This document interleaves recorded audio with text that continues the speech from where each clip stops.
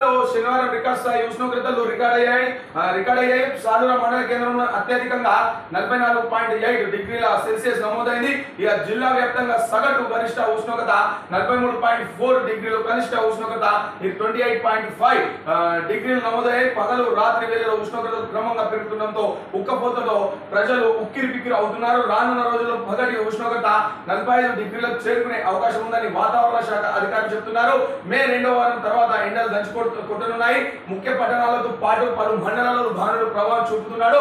ఇక నిజామాబాద్ నగరం, ఆర్మూర్, బోధన్, బెంగాల్, డిచ్పల్లి తదితర ప్రాంతాల్లో రద్దీగొండ ప్రదేశాలు దాదాపు నిర్మాషంగా మారుతున్నాయి. ఎండ దాటికి ఉదయం 11 గంటల తర్వాత బయటకు రావాలంటే ప్రజలు జంకుతున్నారు. అవసరమైతే తప్ప తగిన జాగ్రత్తలు లేనిదే బయటకు రావడం లేదు. ఇక అదేవిధంగా చూద్దాం, మహిళలే నిర్ణేతలు. ఇక పూర్తిగా పురుషుల కంటే 92,517 మంది మహిళా ఓటర్లు ఎక్కువ.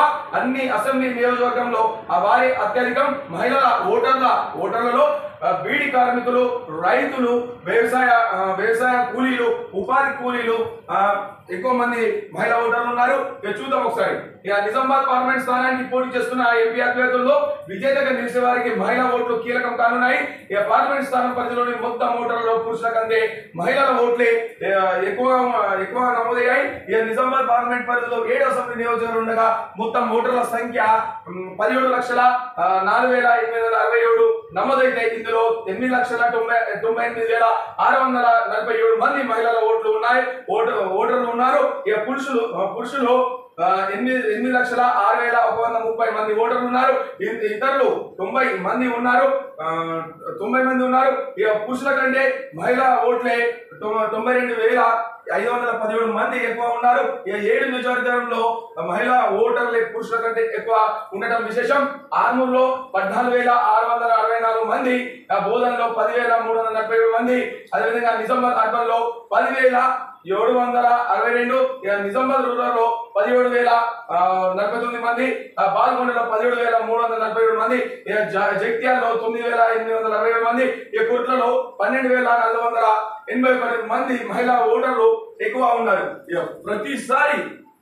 ప్రతిసారి పోలింగ్ సర్వే పరిశీలిస్తే మహిళల ఓటర్లు ముందుగా క్యూ కట్టి ఓటును వినియోగించుకుంటున్నారు. నిజామాబాద్ పార్లమెంట్ స్థానం పరిధిలో మహిళా ఓటర్లతో బీడీ కార్మికులు, రైతులు, రైతులు, అదేవిధంగా ఉపాధి కూలీలు ఉన్నారు. పేద మధ్యతరగతి కుటుంబాల మహిళలు ఎక్కువ మంది ఉండడంతో అభ్యర్థుల భవితవ్యం వీరి చేతుల్లోనే ఉంది. ఇదిలా ఉండగా మహిళా ఓటర్లలో గల్ఫ్ వలస కార్మికుల కుటుంబాలకు చెందిన వారు ఉన్నారు. గల్ఫ్ కార్మికుల సంక్షేమానికి పడే పార్టీ అభ్యర్థులకు వీరు ఎక్కువగా మొగ్గు చూపే అవకాశం ఉంది. ఏది ఏమైనా నిజామాబాద్ పార్లమెంట్ స్థానంలో అభ్యర్థుల గెలుపోవడంపై మహిళల ఓట్లే ప్రభావం చూపనున్నాయి. అదేవిధంగా చూద్దాం, రైతుల మోసం చేస్తున్న కాంగ్రెస్